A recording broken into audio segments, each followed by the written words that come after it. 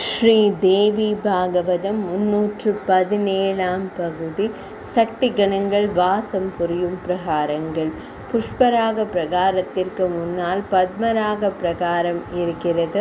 அங்கு பற்பல மண்டபங்கள் உண்டு. அங்கு 64 கலைகளும் சக்தி வடிவங்களாக வீற்றிருப்பர்.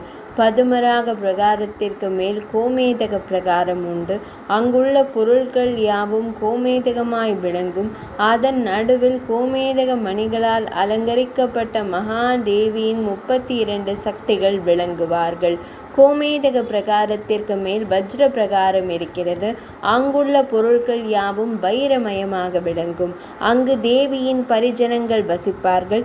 இவர்கள் தேவிக்குரிய உபசரண பொருட்களை வைத்திருப்பர். வஜ்ர பிரகாரத்திற்கு அப்பால் வைடூரிய பிரகாரம் உள்ளது. அங்குள்ள பொருட்களை எல்லாம் வைடூரியமயமாகவே இருக்கும். அங்கு சப்தமாதர்கள் இருப்பார்கள். இந்த பிரகாரத்தின் வாயிலில் தேவர்களின் வாகனங்கள் அனைத்தும் நிற்கும். வைடூரிய பிரகாரத்திற்கு அப்பால் இந்திரநீல பிரகாரம் உள்ளது. அங்குள்ள பெரிய தாமரை மலரில் 16 சக்திகளின் 2 கால்கள் சர்வ சாமக்கிரியைகளால் நிறைந்திருக்கும்.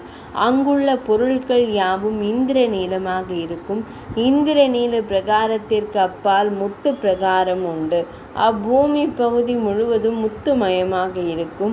அங்கு தேவிக்கு சமமான உடல் வாய்ந்தவர்களாகவும் குறிப்பை கொண்டு யாவற்றையும் அறிந்து கொள்ளக்கூடியவர்களாகவும் பண்டிதைகளாகவும் தேவியின் ஆயுதங்களை தரித்தவர்களாகவும் விளங்கும் மந்தினிகள் அங்குள்ள தாமரை மலரில் வாசம் செய்கிறார்கள். அதற்கு அப்பால் மரகத பிரகாரம் இருக்கிறது. அங்குள்ளவை எல்லாம் மரகதத்தால் ஆனவை.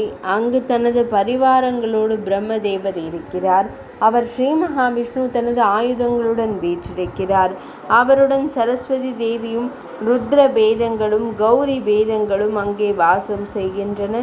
28 ஆகமங்களும் வடிவெடுத்திருக்கும் குபேரனும் அவனது மனைவியும் தேவியின் செல்வங்களுக்கு பொறுப்பாக இருப்பார்கள். அதற்கு அப்பால் பவள பிரகாரம் இருக்கிறது. அங்குள்ளவை யாவும் பவளமயமாக இருக்கும். அதற்கப்பால் சிந்தாமணி கிரகம் உள்ளது. அங்குள்ள பொருட்கள் யாவும் சிந்தாமணியாகவே நிர்மாணிக்கப்பட்டிருக்கும். 317 பகுதி நிறைவடைந்தது.